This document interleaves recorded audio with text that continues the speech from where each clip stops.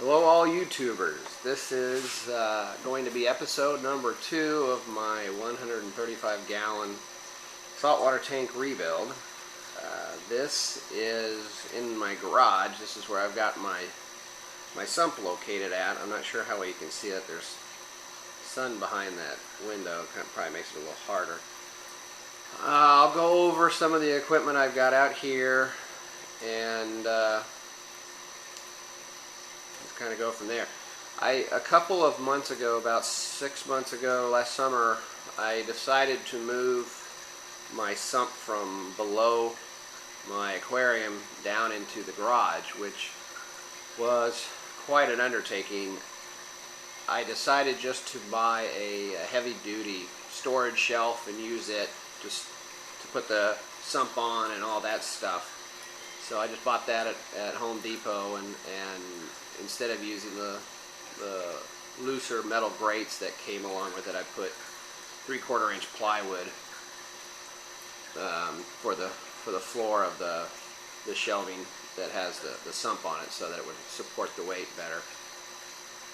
Starting on the right, you can kind of see that I have a 20-gallon refugium. The lights aren't on it right now, but they run at night. Next to it, I've got a PM Kalkwasser reactor, and then next to that is the 55-gallon sump. I need to really rework the sump. I got the sump, or I bought the tank from somebody else that had already installed these baffles into it, and they don't have enough baffles. There's only 2. I really need a third one, and the location of the baffles isn't really where I want them to be.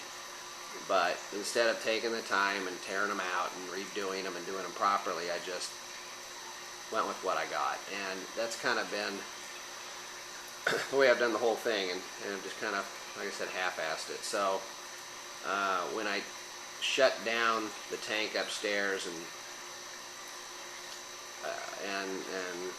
clean out the whole thing, I'm going to pull the 55-gallon out of there and redo the baffles in it and rework it. I also plan to replace my protein skimmer. My plan is to get Super Reef Octopus 5000, which was definitely overkill for this system. But one of the things that in this whole thought process is that at some point in time I'm going to want to buy a bigger tank, and something in the neighborhood of 200, 250 gallons, something like that. And I don't, if and when I do that, I don't want to have to go out and replace my skimmer and replace all this and replace that. So part of my thought process is to go ahead and upsize everything and make sure I've got plenty to handle a larger tank, and it wouldn't have to work very hard at all with this size of tank. I also am considering, although I haven't decided for sure, running biopellets.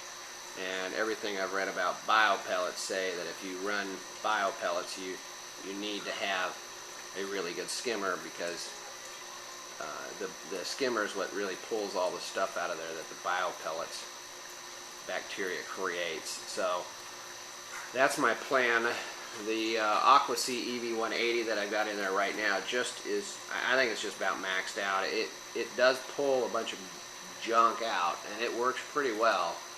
But I just think that it's at its maximum capacity here, pretty close. And I've never really had a tank full of that many fish, and so if I had a real heavy bio load on it, I just don't know that it would handle it.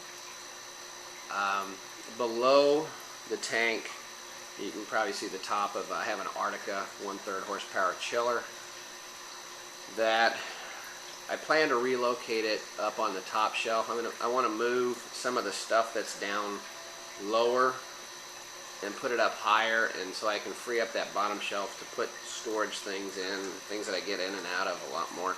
Having the chiller down there is not, it just takes up space that's very accessible, and instead I want to put it up in a place where you don't have to screw with the chiller. It's controlled by the controller, and it just sits there. So one of the things that I have kind of up till now designed in the system, and I plan to do more of this in the future is that my return pump is a Blue Line 70 pump, and it's got a lot. It pushes a lot of water, and it actually pushes a little more water than my overflows can handle. So I have it choked back just a tiny bit, but I plan to use that return pump to really to push all the things in the system, from the chiller to the reactors to a biopellet reactor to the refugium to any of that stuff. And so instead of adding a separate pump to get water into the refugium, instead of running a second pump to push water into the GFO and carbon reactor or the chiller or anything like that, I'm just going to use the one main pump. And again, the idea is that I have to run that return pump, but I'm not using its full capacity right now because my overflows can't handle it, and quite frankly I don't need any more flow than I've got up there, I don't think. And so I'm going to use some of the pressure off of that pump to help push all these other items.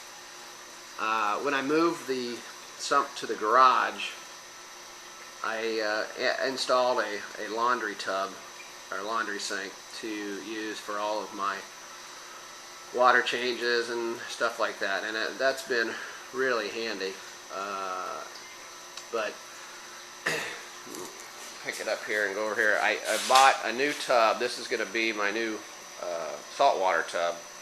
I plan to put that next to the laundry sink. And there's the laundry sink. Like I said, I'm running GFO and carbon, bulk resupply, GFO and carbon reactor, and then I've got a purely H2O Triton RODI system with a separate DI canister. One of the things that is really interesting about my setup compared to other people's is that I haven't seen anybody with anything nearly as bad as what I've got. Is if you look at the water, I don't know if you can read that, but that's the inlet water to my RODI system. That's 695. Yesterday it was over 700. The output is, is 1 or 0. So, but I've got a real problem with my water quality here, and I've had problems with, and I don't know how much that screws with my pH of new salt water, but it seems like every time I'd do a water change, that's when I was killing fish. I checked the salinity level of the salt water, but I hadn't been checking the pH, and I think that my pH of this new salt water was shocking the tank and killing fish. So that's another problem I've got to address. So you can see all of my EB8s. I just got a second one in a couple of months or so ago, and that's when I started having everything dying off. So like I said, I've stepped back, and so there's not hardly anything plugged into that, but I plan to add to it.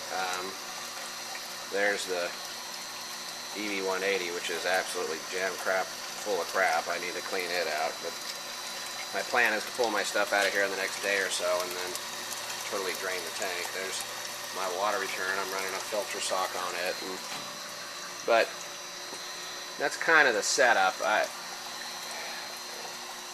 I said, I plan to rework the garage a lot, and I plan to do a lot of work upstairs, and it's just going to be a long process.